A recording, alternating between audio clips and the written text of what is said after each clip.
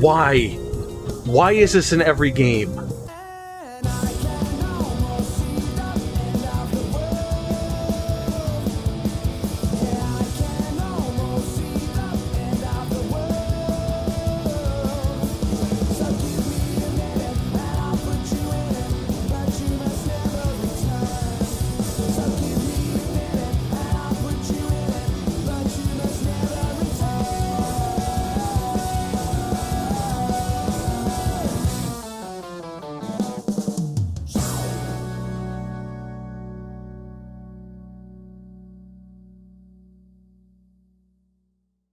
For many people, Tony Hawk's Underground 2 is regarded as the game that jumped the shark.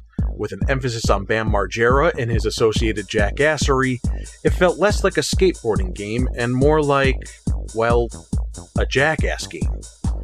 But allow me to make a case for all of this. What if I told you that not only was Tony Hawk's Underground 2 a skateboarding game, but the most skateboarding game?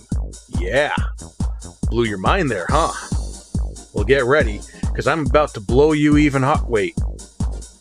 Okay, anyway, first off, the Tony Hawk games have been no stranger to crazy and outlandish antics.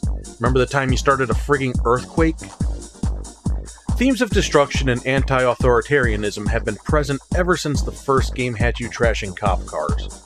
This game just leans into all that a little more than previous games did.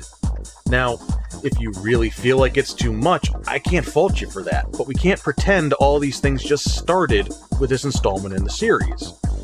And all this stuff represents a significant aspect of skate culture, up to and including the show Jackass. To put so much emphasis on in this game isn't to shy away from skateboarding, but to embrace it more fully by indulging further into the culture around skateboarding. And to prove my point, we're going to travel back to the 80s and meet a man named Steve Rocco. Steve Rocco might be the father of skateboarding as we know it, and it's actually pretty surprising that there were never any mentions of him in any of the Tony Hawk games. However, his presence is felt in many other ways and through many other skaters that are featured in the series. Rocco started out as a freestyle skater, and during the 70s and 80s rose to become one of the top competitors in the sport. Eventually, he would find himself faced with a challenge in the form of a new competitor on the scene, Rodney Mullen. But a bond between them was quickly formed. In the mid-80s, street-style skating would start to become a bigger thing, and Rocco would go on to help not only the style grow in popularity, but form a company of his own that signed and promoted street skating when other companies wouldn't.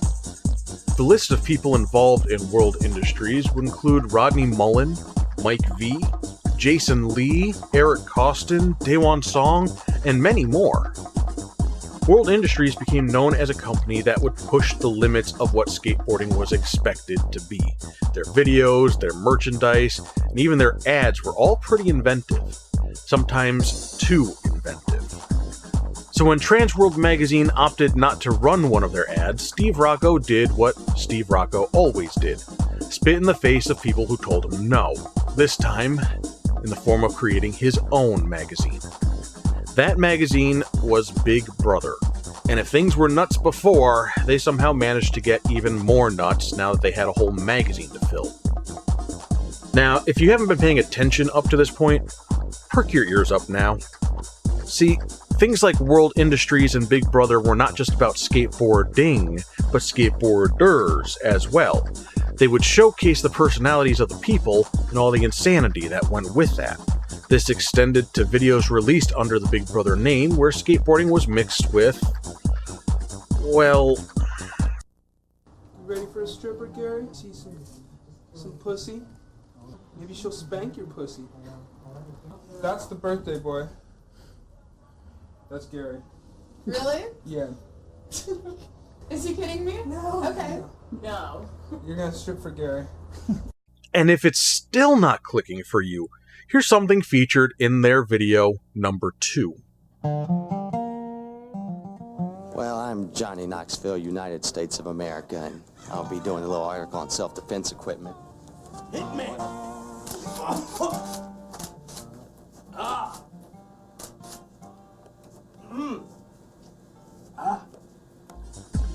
Jeff Tremaine, an editor at Big Brother, Spike Jonze, a film and photograph contributor and John Malkovich enthusiast. And Johnny Knoxville would eventually pitch a TV show based off this particular segment. MTV would ultimately pick up the show, featuring many other contributors to Big Brother magazine, and that's how Jackass was born. I'm Johnny Knoxville. Welcome to Jackass. 3, 2, 1,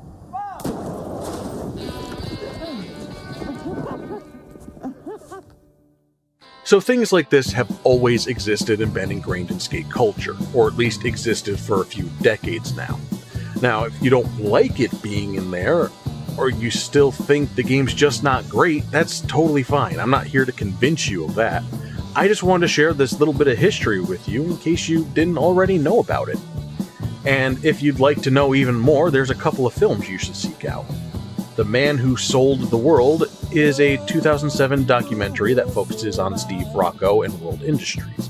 And Dumb is a 2017 documentary put out by Hulu that focuses on Big Brother magazine.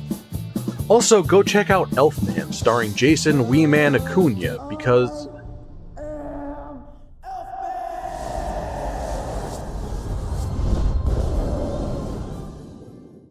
Actually, no, probably don't do that. This is a game changer. Why, Jeffrey Combs? Why? Oh, shoot, yeah, the game. Okay, yeah, the game. As I've just gone on about, there is a heavier focus on the counterculture aspect of skateboarding this time, in the form of a world destruction tour. Tony Hawk and Bam Margera are each leading a team trying to cause the most mayhem across the globe, ranging from harassment and vandalism to massive property damage, potential manslaughter, causing and stopping a zombie apocalypse. You know, just regular skater stuff.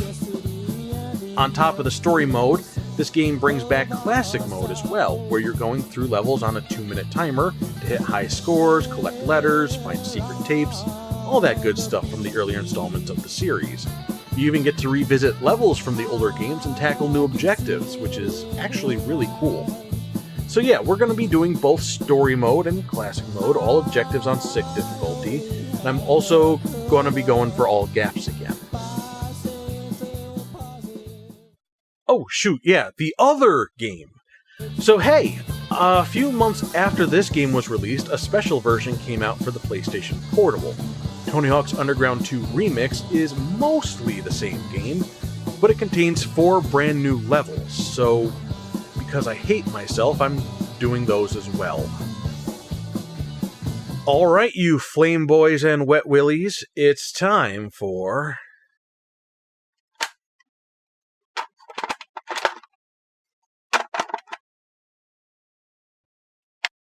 James Play.